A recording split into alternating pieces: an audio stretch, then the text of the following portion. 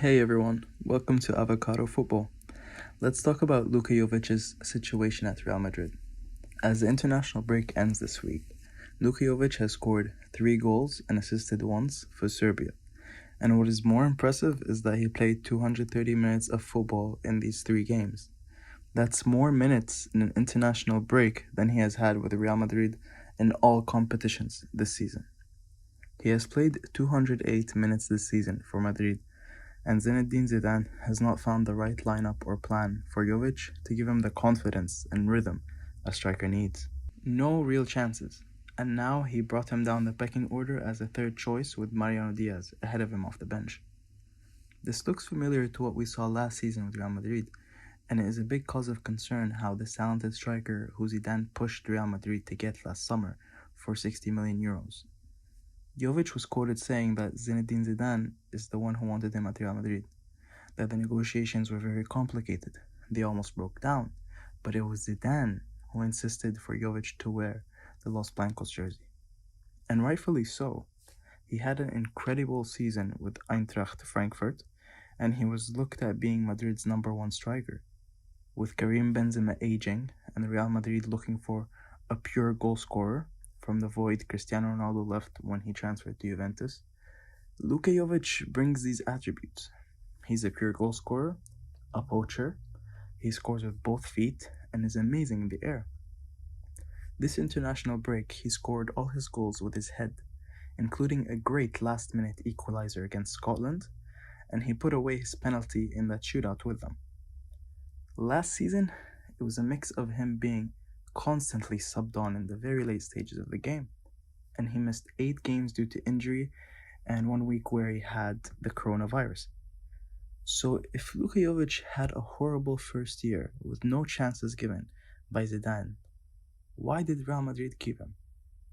There were a lot of rumors in the summer of him leaving on loan to AC Milan, and also some rumors of permanent deals, but Zidane kept him, and right now, it seems that Luka Jovic has fell back to where he was last season. Zidane gave him a couple starts early this season that I will discuss the tactics behind and show you really what Zidane is missing from Jovic tactically and what he can provide. Because a system that fits well to one striker like Karim Benzema, who is a false 9, does not fit well with Luka Jovic. Add to that not giving a fair string of games to get rhythm and confidence, it is not surprising why Luka Jovic has not proved his worth at Real Madrid. Let's take a look at fixtures that Luka Jovic played in this season. He was given 2 starts in a row in the league where he partnered Benzema in the starting lineup, where Madrid beat Real Betis and they also beat Balad al Walid. Then after Madrid came back from an international break, they lost at home to Cadiz, where Jovic was brought in as a sub in the 78th minute. He got a start later that week against Shakhtar, and this time as a lone striker partnered with Asensio and Rodrigo on the flanks. Madrid lost this game too at home against Shakhtar and had a run of bad form as a team. Since then, Jovic appeared just once more against Valencia off the bench in the 83rd minute when Madrid were losing 4-1 already.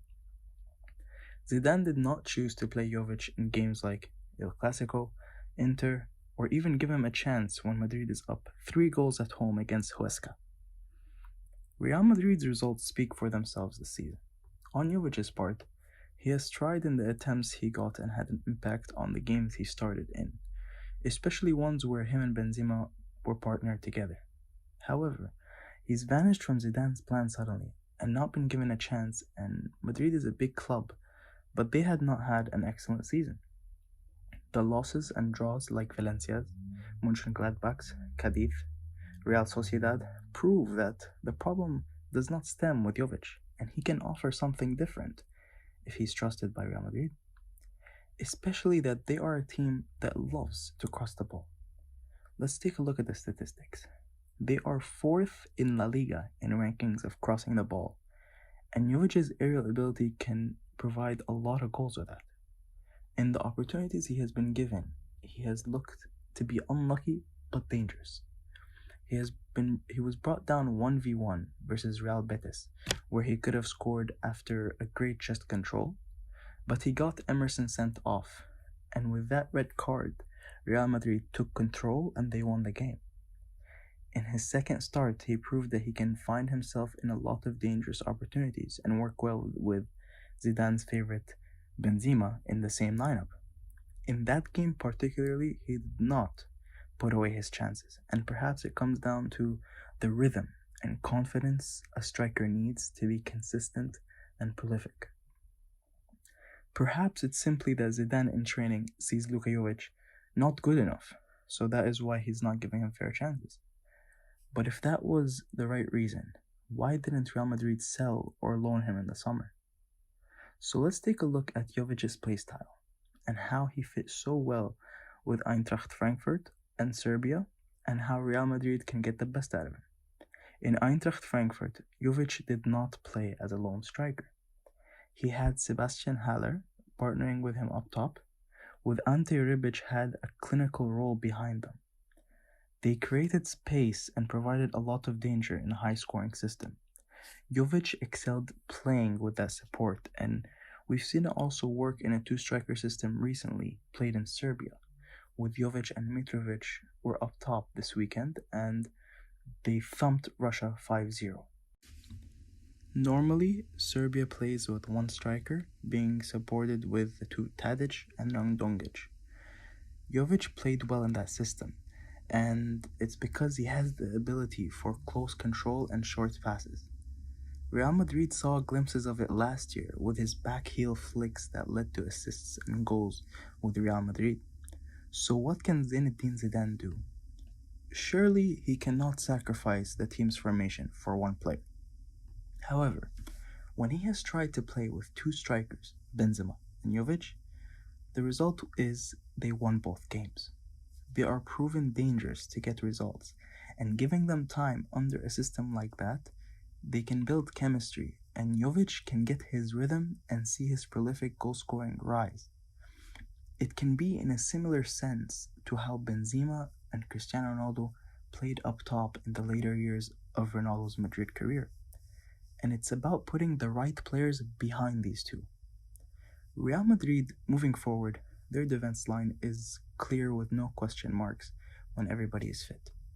Courtois in goal, Ramos and Varane center backs, Carvajal on the right, and Mendy as the left fullback. But if Real Madrid play a two-striker system, they can put out two impressive midfields, depending on the play style of their opponent and whether they want to play narrow or wide. They can field a narrow midfield diamond of Casemiro, Valverde, Cruz. Cruz can also be subbed out or switched for Luka Modric. And that extra free role is a clinical role, and that can be given to a fit Hazard, an Odegaard, or maybe Isco. We've seen that role be successful, and is a role Madrid is familiar with in their famous Champions League wins. That role was specifically given to Isco, and it's something that Zidane trusted for years. It is a role that Hazard has thrived in before in Chelsea, and can definitely bring out the best of him in Real Madrid. Also, Odegaard, if given that freedom, he has proven he is the most creative midfielder in La Liga, aside from Messi, and can create serious damage with that midfield and strikers. Madrid has had multiple injuries this year, so there has been opportunities to try these methods. However, Zidane has not attempted or given a fair run of games. Madrid can also field a midfield that is wider with a 4-4-2, with either a pair between Cruz Modric and Casemiro Valverde, perhaps Casemiro and Valverde in the middle, or if they're playing a weaker team where they can sacrifice some of the defense, a 4-4-2 with Cruz and Modric in the middle with the support of the flanks of Rodrigo and Vinicius, Rodrigo and Hazard would be successful.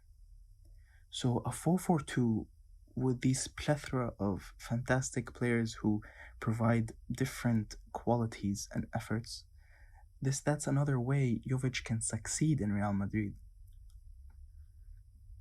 There's also a third way. This third way I'd like to mention, but it's unlikely due to Zidane's high regard for Benzema. But if he's played in a system that is similar to a 4-2-3-1 or a 4-3-3, with Jovic as the lone striker, sacrificing Benzema, but with Odegaard supplying Jovic with these sublime passes and assists for Jovic's poaching skills and finishing, that would be very successful. Since Odegaard and Benzema do not mesh well in a 4-3-3 as they occupy the same space, Jovic's playstyle can help unlock Martin Odegaard's potential. In that formation, they can have two anchors below Odegaard of Casemiro and Valverde, and out wide they can deploy either Hazard when fit or Vinicius, and on the right flank Rodrigo or Asensio.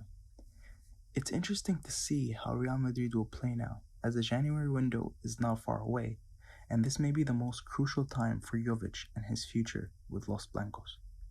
So you guys tell me, what do you think about Luka Jovic's future? How should Real Madrid line up? Thank you for watching. Take care now.